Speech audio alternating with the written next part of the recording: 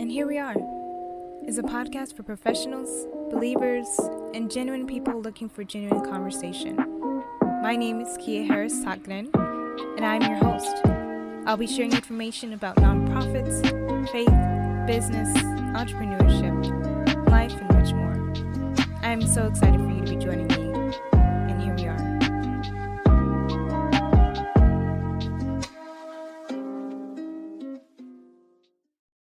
I will never again say I hate someone. Why? Because that would mean there's something in me that's dark. There's something in me that needs attention. There's something that is connected to hate and pain. And I have not forgiven myself and that person. If we make the association with our emotions to what the real issue is, we can continue to grow and evolve. Hate is not just a word we should be throwing around. And I'm sure when I was younger, using hate, the word hate was common. So just using it in any instance without thinking about the gravity of the word. So as we know, there's a difference between dislike and hate. So you can dislike a situation, not care for a certain person, but the extent of hate is where the issue comes. If we are indeed to walk in love, we should not have the ability to hate because there's so much love in us. But if there is hatred in you, then there is something that needs to be brought to the surface. But I would ask you, if you have said you hate someone, why you allowed it to get to that level. What was it that person did that you decided, I hate this person? What made you or makes you want to use that term that is so heavy with so much weight that is attached to pain and unforgiveness? If you are going to continue to walk around with hate, you will receive the results of that. So if you walk around in love, you'll find that situations, environments give back that love right to you. But if you walk around with hate, it will be the same thing. So always give the example of driving on the road and someone cuts you off. You decide to do whatever to get back at them. And then throughout the day or during the week, you'll find that you receive the same measure back that you chose to do that day, and it may be even more heightened because you made a choice and you chose to walk in hate and act on that hate, and now you're receiving it right back. But if you walk in love, you find that you are having an amazing day. And it shouldn't be that you walk in love only when you have an amazing day. It should be that you do it at all times. And so you should be walking around in love at all times. And so you're being kind to others and offering for someone to get over in front of you on the road or offering a stranger something, then you'll get that right back. So today we have a choice, as we always do in these episodes, to make a choice. Are you going to continue to walk around with hatred, or are you going to uproot it?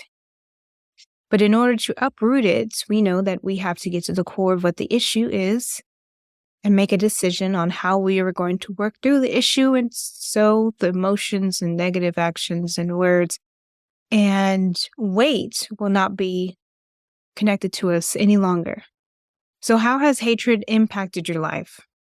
It may be common that when you walk around in hate, it impacts your relationships. So not only with strangers, but those close to you that you love, but you don't treat them like you love them. It may impact your opportunities. So you are having the opportunity to get a business contract, and you're carrying that weight of what happened with the prior contract and bringing it into this new conversation with a potential partner. And you haven't forgiven that person from that past situation. So you make the assumption that this new partner is going to demonstrate the same thing and you're going to be in the same situation. But had you reached back and forgiven that person and said, well, that was a learning situation, let me not do it again, now you are missing out on an opportunity because you didn't let that go. It can impact you as a leader, as you lead your team, holding on to that hatred from that past boss and not realizing that you are now that past boss. You are now acting as that past boss because you didn't forgive and you didn't realize I have a chance to change the way I lead others. I have the chance to offer opportunities to others that I was not given. I have a chance to let my team shine without dimming their light. You have the opportunity. So realizing how these different reasons you have not forgiven can impact your life, you can make that choice quite easily. Do you want to continue to not have opportunities? Do you want to continue to not have relationships with those you love? Do you want to continue to just carry this weight with you? The stem of hatred is unforgiveness, as we talked about. You have to be willing to forgive. So if that individual didn't realize the impact of what they did, or you never speak to them again, forgiveness still needs to take place. You still need to forgive them so you're not carrying around the weight of that issue, of that interaction, of what that person did to you, and it's not being carried into what your current and now is. Hatred can also be stemmed from malice. So your actions can be those of love or hate. And it can be that we have actions that are intentionally to hurt people and unintentional. But we have a choice about being malice or not. So why would you choose to hurt someone intentionally? Is it tit for tat? You are wanting to pay back this person for what they did to you? That's bitterness, isn't it? Well, I'm going to show them how it feels. That's bitterness too. Is that necessary? It's not. You are a mature leader. So why would you intentionally hurt someone?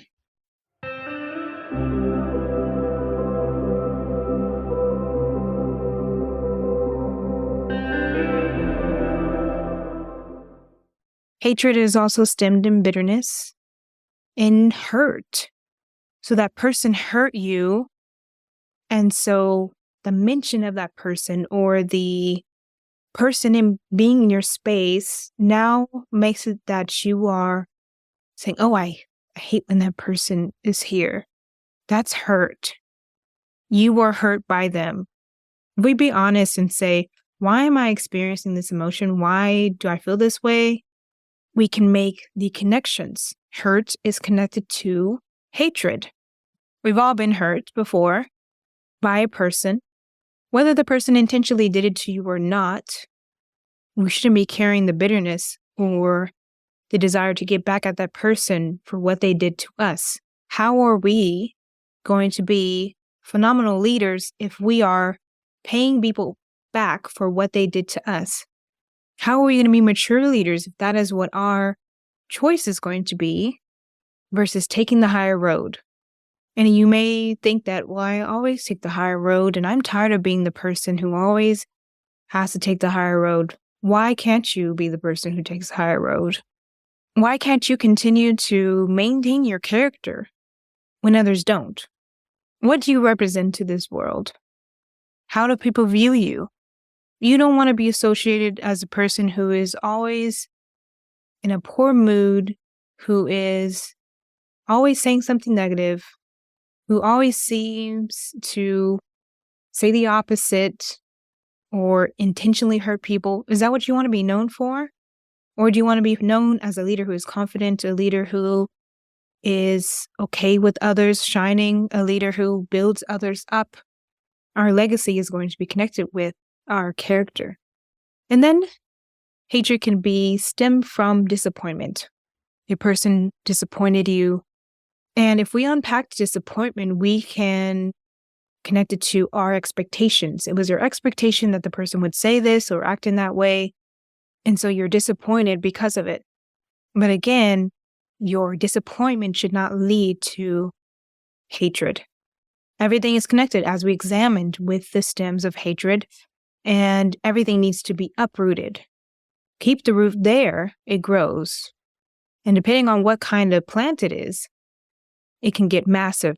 So if we considered the root of a pea plant, where the leaves are quite fragile and light, versus the root of a cactus is going to have greater impact. It's going to get quite large. And when it comes to taking it down, it's going to take some time, versus a pea plant just takes you grabbing it right from the roots. But a cactus, which is large size and circumference, is going to take some time to take down. So if we uproot those things, whether it is a fragile plant, a smaller root, or a larger root that creates a larger plant, we can make sure that we're uprooting everything before it comes to its full harvest. Because we don't want to be harvesting hatred, jealousy, bitterness, unforgiveness. We want to be harvesting things that are connected to what we've planted in love. So we've planted in love, caring for others, providing for those who cannot provide for themselves, and we can expect that harvest. So I invite you to set that intention today to uproot those things that are connected to your hatred. And as always, have to be honest with the fact that there is hatred there, whether it be from unforgiveness, bitterness, hurt, or disappointment. We want to be honest about it and ask ourselves, do I have hatred in my heart? Why is that? I think one of the indicators of having hatred in your heart is when you're around that person, even if you see them online or you're in conversation and their name is mentioned, how does your body react? So does a bit of anxiety rise up in your chest? Or can you easily look at their photos, hear about them, and not have those negative bodily reactions to it, to hearing their name, to seeing them on social media? If you do indeed have that when you see them or hear about them, I encourage you to consider, how can I begin the process of uprooting that? Is this connected to unforgiveness? Am I hurt or disappointed? If I am, okay, let me internally talk about why I was disappointed, or maybe that you have a person that you talk to about this, but do uproot it. We don't want to be harvesting cactuses when we can be harvesting the things related to love. I want to challenge you to love them instead. So instead of hating individuals, love them. The world describes depression as a dark cloud. But do you realize that you could be a dark cloud yourself? You could be that cloud that brings down people's moods and makes the environment uneasy. You can be that person. But why would you be that person? So make the decision today to love that person instead. And the way in which you can do that is wishing well for their well-being and being honest about it. You can say things with your mouth, but not actually agree with it in your heart. And so there's no point of even saying it or agreeing with it. But if you truly come from a place of, I'm going to wish them well, that's where growth comes. You can pray for that person. And let's make sure the prayer is connected to a source that is connected to love. You can also extend grace, and the same grace that you've been given. Everyone makes mistakes. No one's perfect. And so extend grace to that person. But extending grace does not mean that you're making excuses for that person. You should make sure that you are extending grace where it's needed and not being so hard on that person. When you've made a mistake when you're younger or even as an adult, and someone reacted to you in a way that was not encouraging, how did you feel? You don't want to do the same thing. We have choices as maturing leaders to make sure we're not doing the same thing that happened to us that made us feel down or discouraged. We have a choice. So I end today asking you, will you keep walking around with hatred, or are you going to walk in freedom? My desire is for you to walk in freedom, true freedom, without the weight of what happened last year or last month or with that person or that lost opportunity. I want you to walk around in freedom that has no attachments to it. Freedom that allows you to be in the light and walk around lightly without any weight.